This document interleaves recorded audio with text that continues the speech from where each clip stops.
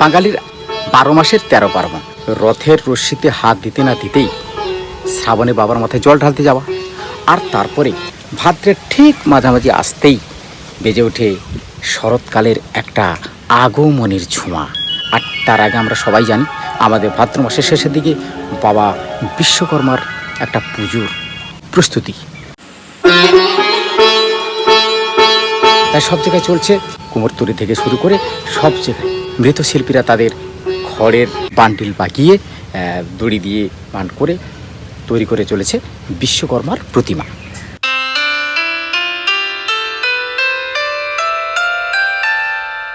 তারপরে কাদামাটি,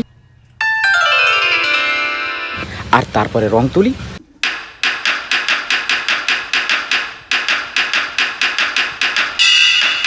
আর তারপরে ঠিক 31 তারিখ, ভাদ্র মাসের 31 তারিখে হবে আমাদের এই বিশ্ব ব্রহ্মাণ্ডের যিনি কর্মময় দেবতা আমাদের বাবা বিশ্বকর্মার আরাধনা পুজো। ওম জয় শ্রী বিশ্বকর্মা, প্রভু জয় শ্রী বিশ্বকর্মা। ভিডিওটা ভালো লেগে থাকলে সবাই মিলে কমেন্ট করবেন, শেয়ার করবেন, ফলো করবেন। জয় বাবা বিশ্বকর্মার জয়, জয় বাবা বিশ্বকর্মার জয়।